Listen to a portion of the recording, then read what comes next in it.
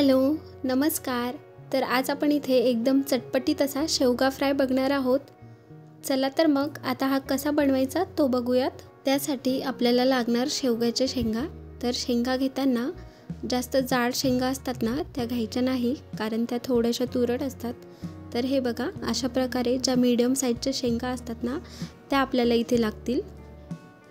आणि याच्यावरची साल काढून ह्या अशा प्रकारे थोड्याशा लांबट आकारामध्ये आपल्याला कट करून घ्यायच्या आहेत। आता आपण या शेंगांना मॅरिनेट करून घेऊयात। तर त्यासाठी इथे मी अर्धा चम्मच लाल तिखट घेतले। तुम्ही तुमच्या आवडीनुसार लाल तिखटाचं प्रमाण कमी जास्त घेऊ शकता। आणि आपल्याला आता याच्यामध्ये चवीनुसार मीठ टाकून घ्यायचं आहे। आणि त्याचबरोबर थोडीशी हळद टाकून घेऊयात। आणि याच्यामध्ये आता आपण एक मोठा चम्मच आले लसूण पेस्ट टाकूयात। आणि आता आपल्याला हे सगळ्या शेंगांना व्यवस्थित लावून घ्यायचं आहे। मॅरिनेट करण्याचं कारण काय, तर या शेंगा थोड्याशा कडक असतात आणि हा मसाला आतपर्यंत लागला पाहिजे किंवा शेंगा आतमध्येपर्यंत मुरल्या पाहिजे, म्हणून आपण इथे मॅरिनेट करून घेतोय।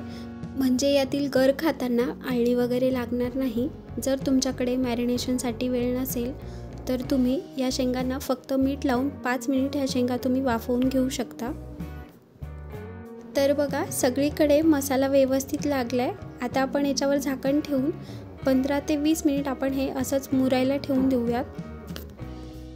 तर तोपर्यंत आपण इकडे शेवगा फ्राय करण्यासाठी लागणारं मिश्रण तयार करून घेऊयात। तर त्यासाठी आपल्याला लागणार 2 चम्मच बेसन पीठ आणि त्याचबरोबर 1 चम्मच तांदळाचं पीठ। तांदळाच्या पिठामुळे छान कुरकुरीतपणा येतो। जर तुमच्याकडे तांदळाचं पीठ नसेल तर तुम्ही रवा असतो ना, तो रवा बारीक करून घेतला तरीही चालेल। आणि आता यामध्ये थोडंसं लाल तिखट आणि थोडंसं मीठ टाकून आपल्याला हे व्यवस्थित सगळं एकजीव करून घ्यायचं आहे।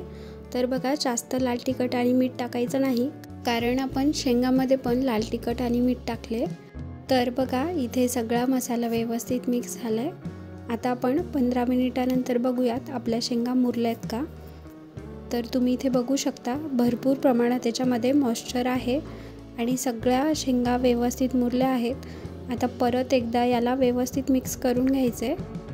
आणि आता लगेचच जे आपण मिश्रण बनवलं आहे ते मिश्रण आपण या शेंगांना लावून घेऊयात।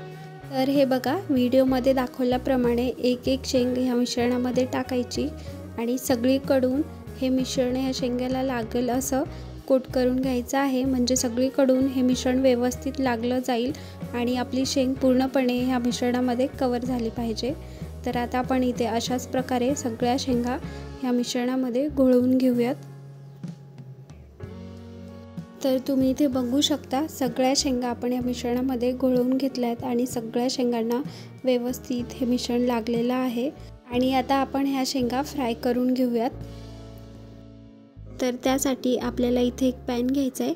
पॅन किंवा कुठलंही पसरट भांडं घेतलं तरी चालेल, ते फक्त थोडंसं जाड तळाचं आणि छान असं पसरट असलं पाहिजे, म्हणजे आपल्याला त्यात शेंगा व्यवस्थित फ्राय करता येतील।